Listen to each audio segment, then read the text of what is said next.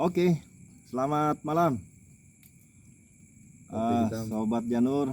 Ketemu lagi kita dalam bincang santai malam ini. Saya ditemani oleh dua orang pengusaha muda yang cukup ahli di bidangnya masing-masing. Oke, silahkan Om Heri perkenalan. oke. Selamat malam, assalamualaikum. Perkenalkan, nama saya Suhari. Alamat Wengga Agung Raya 2, RT 24, RW 02. Wengga Agung men. Oke, di belakang kita ada Mr. Muhammad Suhadi. Dadah dulu. Oh, lagi malu-malu. Oke. Kali ini kawan-kawan kita bergadang santai ria sesudah malam pergantian tahun. Ini sudah masuk tahun 2023. Nah, kita akan diskusi mengenai bisnis dan bagaimana upaya menjamin keberlangsungan bisnis itu dan bagaimana menciptakan nilai dari bisnis yang berjalan. Oke, Om Heri bisa diceritakan bisnisnya apa? Alhamdulillah, saya bisnis penjualan kacang lah, kacang sangrai, tanah. kacang tanah sangrai. Alhamdulillah sudah berjalan selama 2 tahun. Berapa tahun? 2 tahun udah. 2 tahun. 2 tahun. Oke. Ini betul-betul usaha di tengah Covid ya? Ya, utama COVID kan kita Ya. mulai usaha itu. Oke. Ini kacangnya disuplai dari mana, Om? Kacang sudah masa disuplai dari Jawa, tepatnya di Kediri, Jawa Timur. Oke, dikirim melalui Melalui ekspedisi kapal ya? ya, kapal ekspedisi dari Kediri ke Surabaya, Surabaya baru ke Sampit. Di sini dilakukan tahap pengemasan. Ini cuman pengemasan aja kita. Pengemasan. Kemudian suplainya ke Suplainya ke kota-kota, terutama selama ini di kota Sampit sudah merata lah ya. kacang saya, alhamdulillah. Dan selanjutnya ke daerah Palangka, Undu, Kereng, Pelantaran sampai ke Sangai sana Wih. sudah berjalan, alhamdulillah. Oke. Nah, kalau boleh tahu dalam 2 tahun menjalankan bisnis ini kira-kira suka dukanya apa nih? Ya, kalau untuk pembisnis kacang kayak saya ini terutama kendalanya itu di kualitas barang. Kualitas barang ya. Kualitas Oke. barang. Kayak apa tuh? Sambil ngopi. Ya, pertama itu kadang-kadang kacang kurang matang dari Jawa, Oke. terus kacang yang gosong kematangan ada juga, pernah juga kita mengalami kacang yang gosong itu kurang matang kita kembalikan lagi ke Jawa sana, pernah. Jadi ada komplain ya? Ada komplain, soalnya di Jawa sana kan waktu itu ada yang kurang matang itu, terus terang pernah ulun tanyakan, taunya itu tempat penggorengannya kan baru Pak. Tempat penggorengannya baru, karyawan baru, jadi kan belum bisa memproses stabil lah, belum bisa stabil yang masakannya itu.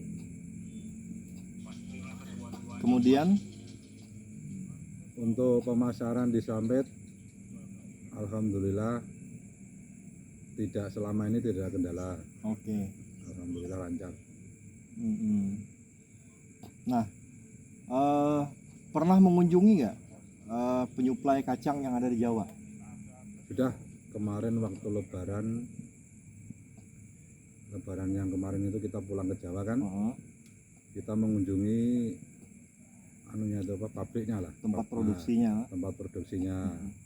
Dikasih lihat proses mengambil kacang, mengemas dan memasaknya di sana. Itu kebetulan pas saya main ke tempat produksi itu pas sudah libur karyawannya, jadi kita nggak bisa menyaksikan langsung proses penggorengannya gimana, terus proses pengeringannya gimana, kita belum sempat melihat, soalnya kan pas sudah libur Pak, jadi lebaran kurang 1 minggu sudah libur mereka, gitu karyawannya. Oke. Nah, kegiatan ini sebenarnya adalah bagian dari proses bisnis yang disebut dengan manajemen rantai pasok atau supply chain. Jadi seorang pengusaha dia melihat ke hulunya, kemudian dari sana disaksikan sendiri bagaimana proses penjaminan mutu. Tapi sayang pas tidak melihat langsung ya. Timingnya mungkin belum pas. Oke. Nah, barang yang dikirim dari Jawa apakah selalu dalam keadaan siap edar atau seperti apa? Untuk kacang dari Jawa, yang jelas kita kalau waktu kita membungkusi pengemasan di rumah itu adalah kita sortir yang jelek-jelek itu, yang hitam-hitam, yang kosong-kosong kita sortir biar menjaga pemasaran di kota itu, biar pelanggan biar nggak kecewa gitulah intinya. Wah, itu ya.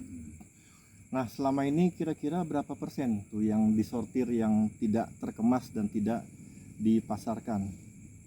Itu paling kalau dalam satu saknya itu kan 40 kilo Pak.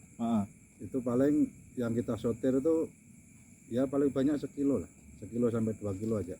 Satu dari 40 ya? Nah, satu dari 40. Sedikit sekali itu. Sedikit aja. Nggak sampai 5% ya? Nggak sampai. Oke, berarti manajemen rantai pasoknya udah bagus. Nah, kacang itu berapa lama mereka di market, di tempat tujuan itu berapa lama baru diambil lagi? Maksudnya dari kita taruh di warung. Oh, di warung.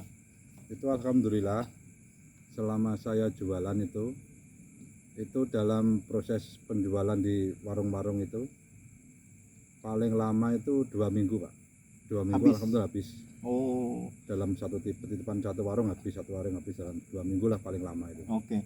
Nah, 2 minggu itu waktu yang ideal untuk kacang itu, masih Iya, mempertahankan kerenyahannya. Ya, kalau mempertahankan kerenyahannya itu bisa 1 bulan Pak. Oh gitu. Yang penting plastiknya nggak bocor, pengemasannya bagus kan. Ya. Itu bisa sampai 1 bulan dalam menjaga kerenyahannya itu. Itu Sobat Janur, teknik menjaga mutu yang diterapkan adalah karena nilai jual dari bisnis kacang adalah kacang yang renyah, di situ value-nya ya. Dan untuk menjaga risiko-risiko hilangnya value itu, maka dilakukan teknik pengemasan yang baik sehingga tidak bocor. Metodenya pakai apa Om? Kalau pengemasan metode yang untuk pengepresan itu pakai sealer. Oh, ada alatnya khusus ya? Khusus. Wah, sayang kita nggak lihat malam ini ya. Sealernya itu. Teknisnya kayak apa supaya kita tahu bahwa itu kemasannya tidak bocor? Itu kan kita waktu kita bungkusi Pak, dibungkusi dulu, masukkan plastik kan yang kecil-kecil itu. Habis itu kita sealer itu, habis itu kan kita periksa Pak. Oh, dipencet-pencet gitu. Dilihat yang anunya tuh, sealernya itu kan kita buka gini, kalau memang sudah kuat berarti aman. Oh. Udah kita lepas. Kalau bocor? Kalau bocor kita ulang. Dibuang plastiknya. Oh gitu. Nggak bisa itu Pak, 2 kali nggak bisa. Kalau sudah ibaratnya terlalu matang kan dia hancur kasihnya. Kita ganti plastik untuk menjaga keamanan kerenyahannya itu. Ternyata dalam bisnis kacang juga ada proses menjaga mutu. Nah, kontrolnya adalah di situ. Nah, setelah kacang itu siap edar, itu diberikan label nggak? Ada labelnya. Ada ya. Labelnya kacang apa? Merek aja. Merek kakak. Oh, apaan tuh? Kacang kulit Kumala. Oh, kacang kulit Kumala. K3 berarti ya? K3. Kacang kulit Kumala.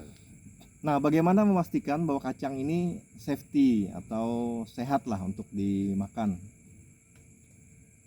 Itu kalau kacang itu yang penting kita buka nggak rusak dalamnya, aman kita makan. Oh, gitu. Kecuali ada yang kita buka hitam itu Pak, yang kosong itu memang kita kan kada nyaman itu. Iya. Kita sortir. Itu dibuang ya? Dibuang pasti kita buang. Itulah. Kita menjaga kualitas lah. Dan di rumah kadang-kadang kacangnya disuguhkan juga. Kalau untuk tamu yang datang, insya Allah kita siapkan. Siapkan kacang. Jadi kalau kacangnya nggak bagus, kami pasti keracunan duluan. Yang jelas kopi kan temannya kacang. Oh iya. Jadi dengan usaha kacang ini bisa bertahan kurang lebih 2 tahun. Dan ternyata suplai kacang itu penuh dengan dinamika. Kadang-kadang suplainya bagus, kadang-kadang juga suplainya error. Nah, kondisi yang ketika suplai kacangnya itu tidak bagus, itu apa yang terjadi di pabriknya sana? Di pabriknya itu kan sempat saya saya komplain Nah, gimana bos kacangnya kok gini kualitasnya. ya. Dia menyarankan kalau memang kurang masak Pak, bisa kita jemur. Oh gitu. Bisa kita jemur, kita goreng lagi, ada kita siapkan penggorengan yang manual itu, Heeh. yang mutar kita siapkan, Di sini ada.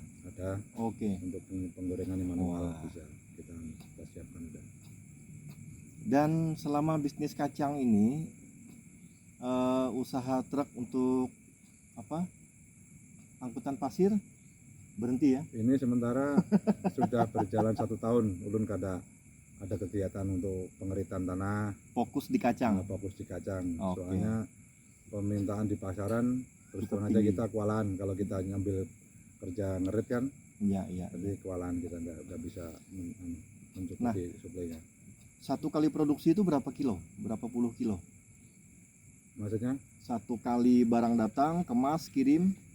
Oh, itu tergantung di pasaran Pak. Oke. Kalau di pasaran permintaannya Tinggi. tinggi, kita datangkan dari Jawa tinggi juga. Yang jelas kita di stok di rumah jangan sampai telat gitu intinya. Nah, stok di rumah itu berapa kilo? Stok di rumah minimal itu 10 sak Pak. Itu 10 untuk sak. keamanan Keamanan suplai ya? pemasaran suplai di kota. 10 sak itu minimal. Harus Satu ada sak isinya 40 kilo. 40 kilo. Berarti 400 kilo kacang. 40 kilo. Harus standby itu. Oke, rumahnya nggak miring?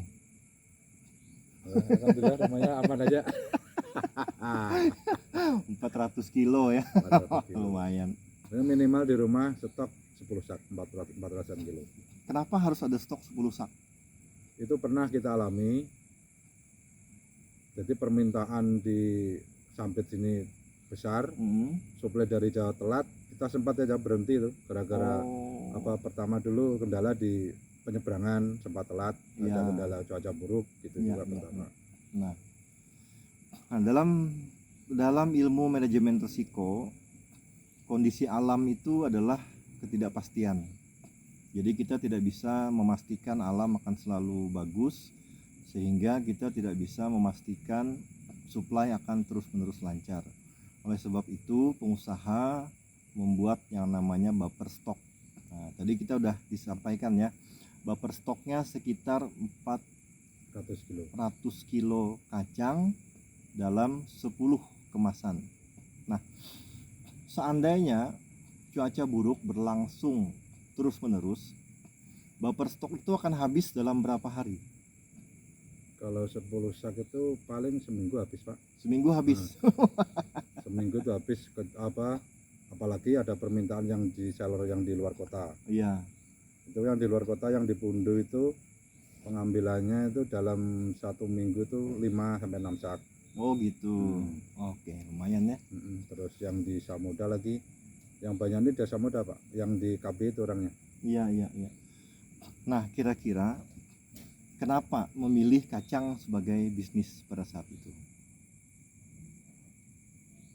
Gimana kita dulu kan memang profesi saya pertama kan nyopir. Nah, bergelut di bidang pengangkutan material, jasa pengangkutan lah. Iya. Nah, di situ ada ide. Saya sebenarnya itu sudah lama Pak, kita ada ide itu tahun 2004. Sudah ditawari sama bos di Jawa itu, coba Pak sampean pasarkan kacang saya ini di Sampit. Ya. Nah, berhubung waktu itu kita belum ada modal, Gitu. kita bertahan dulu dalam profesi jasa pengangkutan material itu. Pernah riset atau survei orang Sampit sukanya kacang gitu? Itu sudah Pak, kita sudah survei. Wah, mantap ya. Sudah survei itu sekitar 2 bulan lah di Sampit. Kita survei mana yang ibaratnya bisnis yang harus kita tekuni yang kira-kira bisa berjalan. Oke. Ya alhamdulillah kacang alhamdulillah sama ini masih aman ya. Dan kami malam ini begadang ada kacang dan kopi, temannya 2 itu ya. Nah, Sobat Janur, di Sampit ini kan sudah banyak warung-warung kopi. Jadi supaya warung kopi itu tambah rame, maka disiapkanlah kacang sebagai temannya minum kopi. Oke, itu adalah wawasan yang bisa kita petik dari pengalaman pebisnis kacang. Mohon maaf ya, kontennya kali ini kita bikin di luar rumah dan kondisinya tidak terang seperti biasanya. Tetapi inilah ciri khas dari channel kita, semuanya natural dan tidak ada editing. Oke, dadah bye-bye dulu Sobat Janur, Janur Harati Husada, Harati Leo. Pop dulu ya.